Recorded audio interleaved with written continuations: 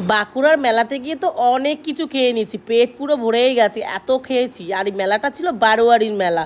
তো প্রথমে মেলাতে গিয়ে তো মোমো পেট ভরে খেলাম, পাঁশকুড়া চপ খেলাম, তারপরে এখানে দেখো জিলিপি ভাজা হচ্ছে গরম গরম, তো আমরা সবাই জিলিপিও খেয়ে নিলাম। কিন্তু জিলিপিটা কিন্তু অনেক টেস্ট ছিল। আমি প্রথমে ভেবেছিলাম এটা জিলিপি না, এটা মনে হচ্ছিল আমেত্তি।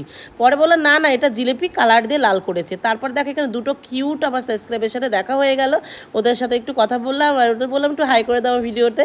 তারপরে দেখো এখান থেকে বোনকে আবার কিছু গিফট কিনে দিলাম, মানে বোনের মাথ চুলের জন্য কিছু কাটার কিনে দিলাম, ও তো অনেক খুশি। তারপর বাড়ি যাওয়ার পথে মাকে একটা আইসক্রিম কিনে দিলাম।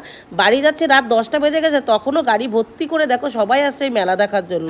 আমার দেখে মেলাটা অনেক ভালো লাগলো, কোনো মেলাটা কিন্তু অনেক বড় ছিল। তারপরে কি রাত্রেবেলা দেখো গিয়ে রুটি মাংস খেয়ে নিলাম, আর এদিকে মা মাছ ভাত খেয়ে নিল, কারণ আমি রাত্রেবেলা রান্না করেই রেখে গেছিলাম মাংসটা। তো তোমাদের ভিডিওটা ভালো লাগলে অবশ্যই লাইক কমেন্ট করে দিও আর আমার চ্যানেলটিকে সাবস্ক্রাইব করে দিও। তো আজকে টাটা।